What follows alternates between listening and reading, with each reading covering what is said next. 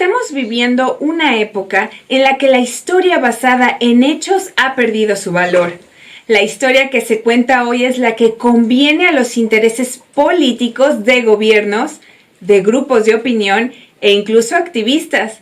La historia basada en la interpretación de los hechos fomenta el fortalecimiento de los pueblos, pero hoy se ha perdido en un inmenso mar de cualquier interpretación del pasado es válida porque lo dijo él o porque lo digo yo, lo cual ha creado individuos confundidos, sin identidad ni comprensión de su pasado y su presente. Y esto es parte de una agenda macabra que busca la destrucción de la historia. Acompáñenme al nuevo video. Momaja, cuéntanos qué has escrito esta vez. De la guerra, la política o la pluralidad, o de la privacidad, la filosofía o cualquier...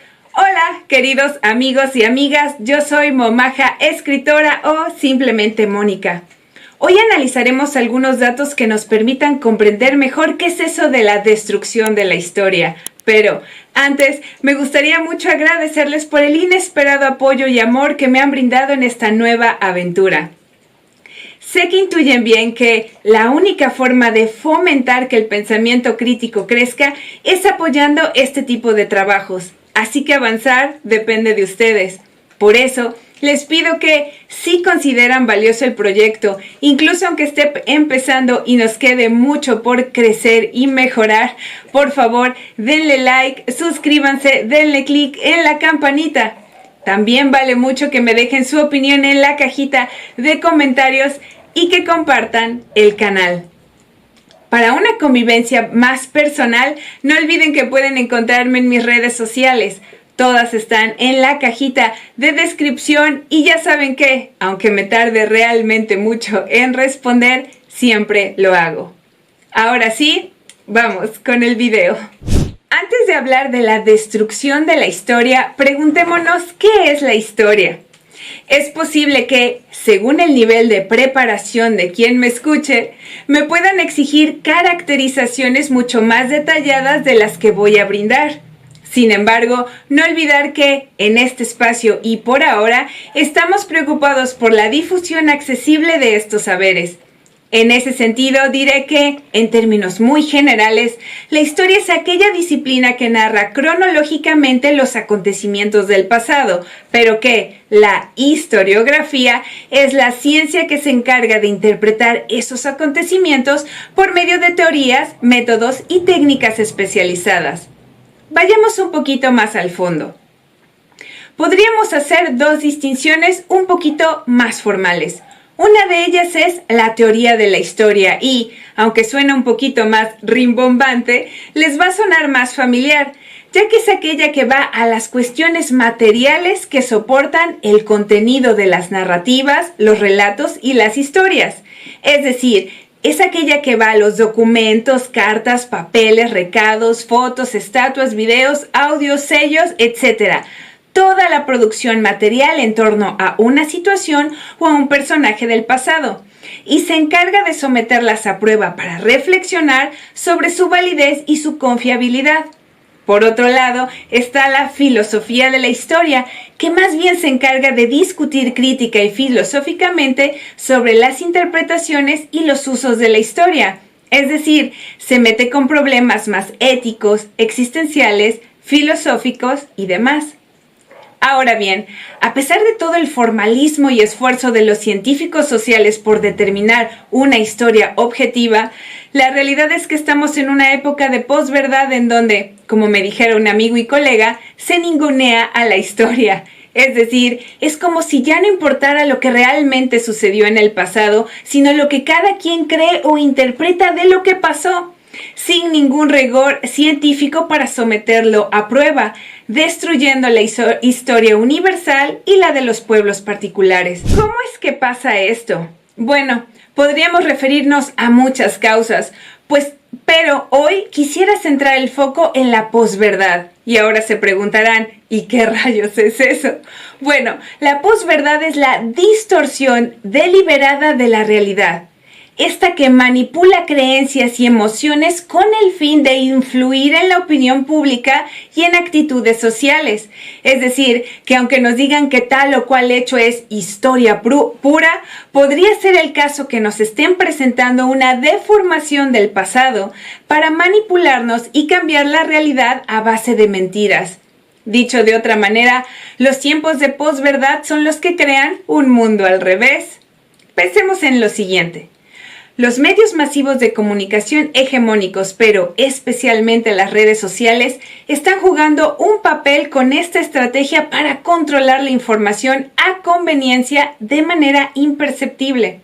De este modo convierten la verdad en la mentira en la verdad, los enemigos en amigos, los amigos en enemigos, lo despreciable en honorable, lo honorable en despreciable, la historia en un cuento de Hollywood y un cuento de Hollywood en historia.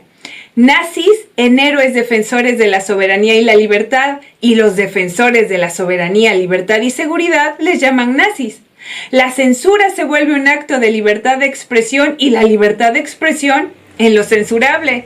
El pensamiento único se erige como la única realidad permisible y la pluralidad de pensamiento en el enemigo a vencer. Es decir, que la verdad se oculta y la falsedad se encumbra. Este es el terreno de juego de las democracias del mundo del siglo XXI. Para poner un ejemplo ilustrativo de lo que estoy hablando, me debatí mucho, pues la inmensa mayoría de los que me vinieron a la mente son polémicos y no me quiero meter en problemas tan pronto. Además, a cada uno tendría que dedicarle un video más explicativo. Pero voy a poner un ejemplo común a Latinoamérica y España. Con el expresidente de México, Andrés Manuel López Obrador, se abrió una inmensa polémica en torno al supuesto perdón que el gobierno y la corona de España debían pedir a México por los agravios cometidos durante la conquista y la colonia. Independientemente de lo que usted sepa o crea al respecto, la petición de AMLO fue el estallido de una bomba atómica. A partir de ahí comenzó a difundirse con una fuerza inusitada una cantidad ingente de argumentos y hechos históricos que negaban la conquista de América por medio de actos de crueldad y de violencia, y lo pintaban más bien como una situación primera merecida para los brutos, salvajes e inhumanos nativos. Es decir, que a los nativos les merecían lo que les pasó, perder su cultura, etc. Y por otro lado, como algo no tan cruel, casi como si hubiera sido algo como en un acuerdo entre chocolatitos y galletas. Algo así como, no, pues vengo a conquistarte, a quitarte tus tierras, destruir tu historia, tus creencias, religión, tradiciones, tu lengua, pero ya sabes, en buena onda. E ideas de esta naturaleza se difundieron como verdad, a pesar de que ninguna conquista armada en ningún lugar del mundo es dulce. Y más que eso, la conquista de América, particularmente la de México, está llena de complejidades que demuestran que más que una conquista extranjera, fue interna.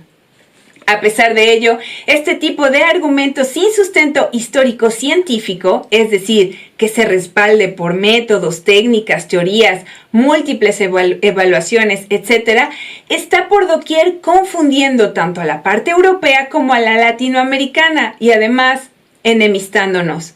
Pero no nos detengamos aquí. Ejemplos actuales como estos sobran. Que los ucranianos son occidentales, falso. Incluso genéticamente son eslavos, es decir, hermanos directos de los rusos, por no decir decididamente rusos, pero gracias a la tergiversación de su historia, los hicieron odiar a sus hermanos y a su propia familia para entrar en guerra con ella, lo cual es triste y terrible de por sí. Otro ejemplo es Israel y Palestina, que, a través de la tergiversación de la historia, han justificado un genocidio sobre falsos datos históricos que dicen que la tierra árabe es de Israel cuando, en realidad, ha pertenecido a los palestinos desde hace como 9,000 años. ¿Cuál es la cuestión con ello? Inducir a la confusión, a la mentira, a la deformación de la realidad para sustituirla por otra que, aunque sea falsa, tiene tintes políticos, pero no científicos y mucho menos humanitarios. ¿En qué medida esto afecta la capacidad de pensar? El problema de que la historia ya no exista o que ya no importe es que esta es la causa de que pueblos enteros desaparezcan o se maten entre sí, o que culturas completas pierdan su identidad propia y adopten otras que no les corresponden. De alguna manera, es como la muerte de la humanidad. Pero aquí es muy importante entender lo siguiente. El objetivo de la destrucción de la historia no es inocente ni accidental, sino que ha sido una de las estrategias de domesticación social más eficiente de todos los tiempos, valiéndose de los medios masivos de comunicación hegemónicos que nos manipulan, así como de la ignorancia de los pueblos de su propia historia. Ni los medios masivos de comunicación, ni mucho menos las redes sociales, nos motivan a estudiar para generar un pensamiento crítico y objetivo, sino que lo que quieren es que seamos esclavos de aquellos que nos dicen cómo tenemos que pensar. Para entender mejor lo que quiero decir, quisiera compartir una cita muy ilustrativa de Carl Sagan que aparece en su libro El mundo y sus demonios de 1997. Dice así: había una norma muy reveladora. Los esclavos debían seguir siendo analfabetos. En el sur, antes de la guerra, los blancos que enseñaban a leer a un esclavo recibían un castigo severo. Para tener contento a un esclavo es necesario que no piense. Es necesario obscurecer su visión moral y mental y que siempre que sea posible aniquilar el poder de la razón. Esta es la razón por la que los esclavistas deben controlar lo que oyen, ven y piensan los esclavos. Esta es la razón por la que la lectura y el pensamiento crítico son peligrosos, ciertamente subversivos, en una sociedad injusta. Dicho con otras palabras, nosotros somos los esclavos y los que mueven los hilos, los que no quieren que pensemos. ¿Cuál es el origen de todo esto? Es difícil determinarlo de manera sencilla, pero yo pondría el ojo de atención en la propaganda. La propaganda es la acción y el efecto de dar a conocer algo con el fin de atraer adeptos o compradores. El problema es que no necesariamente tiene un objetivo amoroso, compasivo o noble, sino que, por regla general, particularmente si es político, es perverso. Y, para hablar de esto, tendríamos que hablar del padre de la propaganda, es decir, Joseph Goebbels, es decir, un perfecto nazi.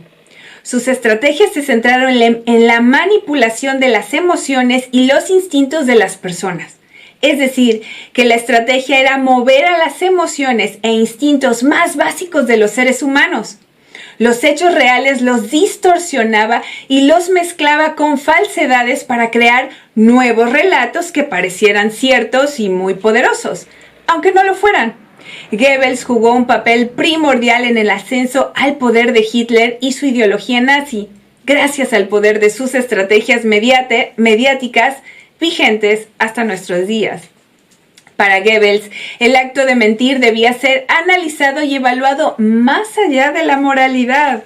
Es decir, que preguntarse si esta acción era buena o mala no importaba en lo absoluto frente a su utilidad. De este modo, el interesado tenía que estar preparado para adecuar, deformar e incluso crear conscientemente versiones distorsionadas de los hechos y transmitirlos de manera eficiente. Y la estrategia principal era la repetición, o, dicho más claramente, la repetición de la mentira.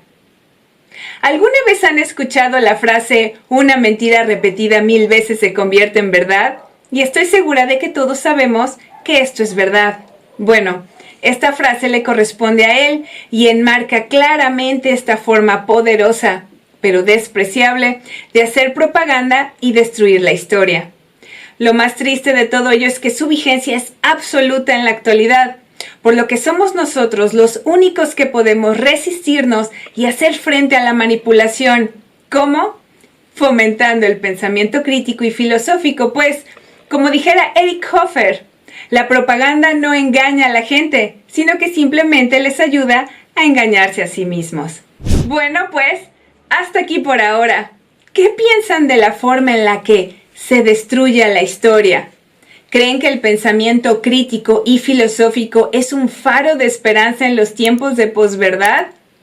Díganme lo que piensan. Gracias por llegar hasta el final y no olviden dejar su like, suscribirse, dar clic en la campanita y recomendar el canal. Y bueno, antes de finalizar les comento que este video retomó el artículo Destrucción de la Historia que les dejo en la cajita de descripción por si alguien está interesado en leerlo. Momaja, cuéntanos qué has escrito esta vez.